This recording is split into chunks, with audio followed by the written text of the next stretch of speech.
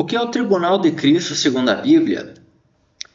Inicialmente, cabe aqui pontuar que o tribunal de Cristo é um local para se receber recompensas, galardões, pelo que a pessoa fez no período que esteve na terra. Deve-se deixar claro que, embora a salvação seja apenas por fé em Cristo Jesus, no céu haverá diferentes graus de recompensa para os que creem em Deus. Ali, perante Ele, entrarão todos aqueles que nasceram de novo, os que morreram para este mundo e renasceram para Deus.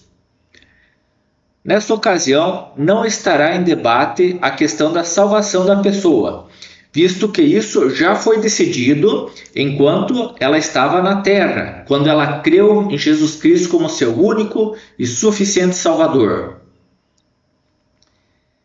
Esse tribunal ocorrerá após o arrebatamento da igreja aos céus, para se encontrar com Jesus nos ares.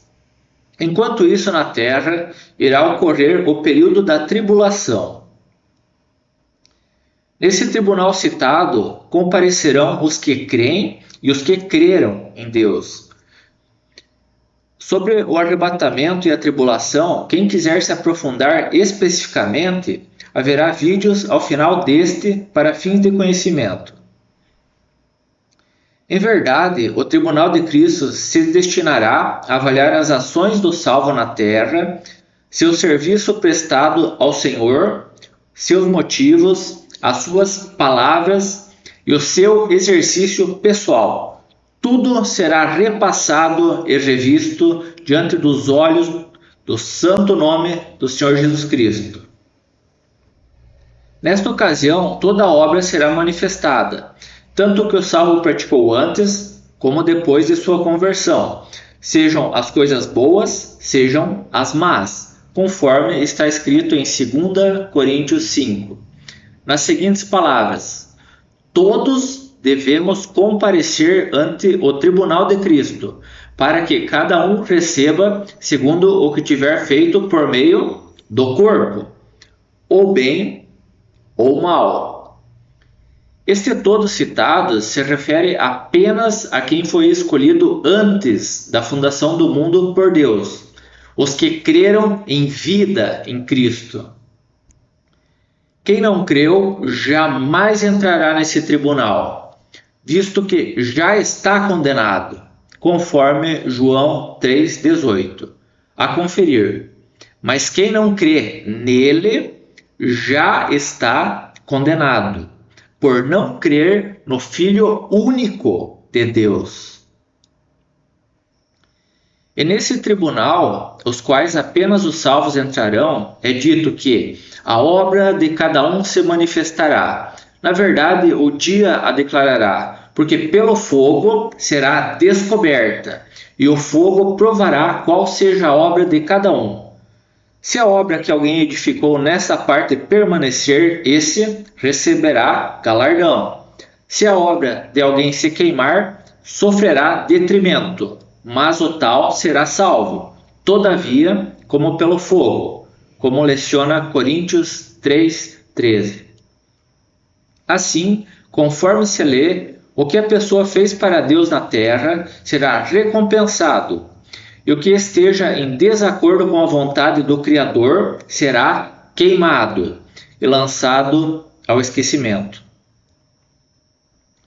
Em verdade, o tribunal de Cristo tem 3 objetivos: revisão, recompensa e contentamento.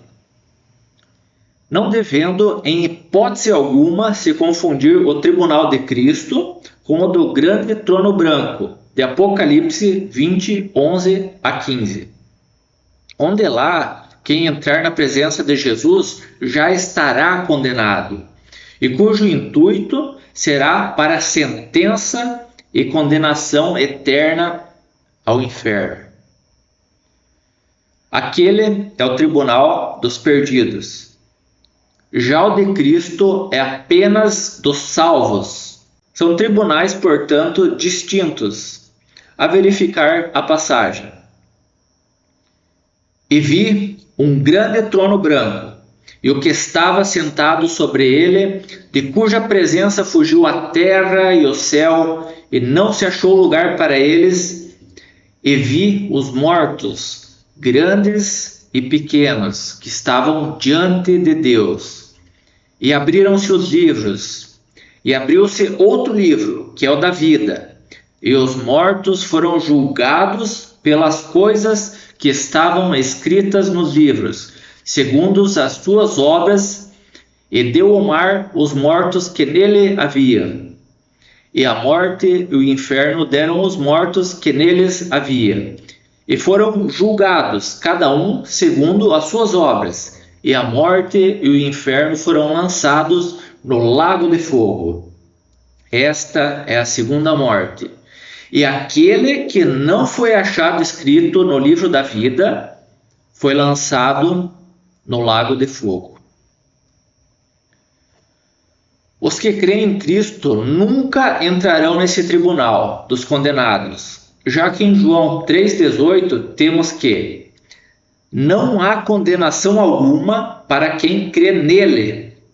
Ademais, em João 5,24 é garantido pelo próprio Jesus nas seguintes palavras: em verdade lhes digo, quem ouve a minha palavra e crê naquele que me enviou, tem a vida eterna e não entrará em juízo, mas passou da morte para a vida. Portanto, essa é a certeza da salvação em vida. É a garantia de que o salvo não entrará no tribunal da condenação. Ali, no tribunal de Cristo, tudo o que acontecer aparentemente será uma questão tratada entre cada santo e Deus.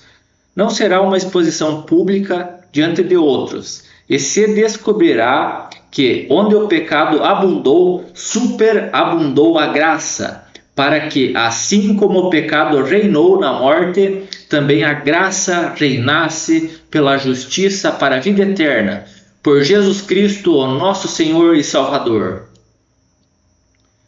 Pelo que tudo indica, o tribunal de Cristo terá 3 razões de ser. A primeira é para magnificar a graça de Deus em atender à necessidade dos crentes, quando o Senhor revisar a vida deles e trouxer à luz seus pecados e seus fracassos. Ele lhes mostrará quão grande era a dívida que eles realmente tinham para com Deus. Naquele dia, os santos entenderão a completa maldade da sua carne e aprenderão quão grande foi a graça que a tudo sobrepujou. A segunda é para vermos como o caminho que Deus nos conduziu, ele é perfeito, e que a palavra do Senhor é provada e é um escudo para todos os que nele confiam. E a terceira razão é para designar as recompensas ou galardões dos santos, e o lugar que consequentemente irão ocupar no reino. Talvez existam 7 coroas que serão dadas como recompensas. A coroa incorruptível, a coroa de exultação, a coroa da justiça, a coroa da vida, a coroa da glória, a coroa de ouro e a coroa dada aos vencedores. Assim, quem é sábio, escute as palavras de Jesus em Mateus 6,19. Não acumulem para vocês tesouros na terra, onde a traça e a ferrugem destroem, e onde os ladrões arrombam e furtam. Mas acumulem para vocês tesouros no céu, onde a traça e a ferrugem não destroem, e onde os ladrões não arrombam nem furtam. Pois onde estiver o seu tesouro, aí também estará o seu coração. Certamente, tudo o que o homem semear haverá de ceifar. E encerro com a citação das exatas palavras de Apocalipse 22, 10 a 21.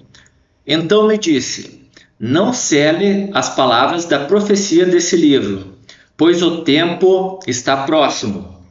Continue o injusto a praticar a injustiça. Continue o imundo na imundícia. Continue o justo a praticar a justiça, e continue o santo a santificar-se.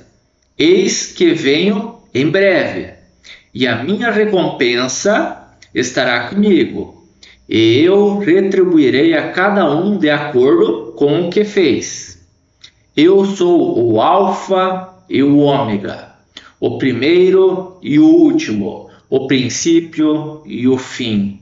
Felizes os que lavam as suas vestes, para que tenham direito à árvore da vida e possam entrar na cidade pelas portas.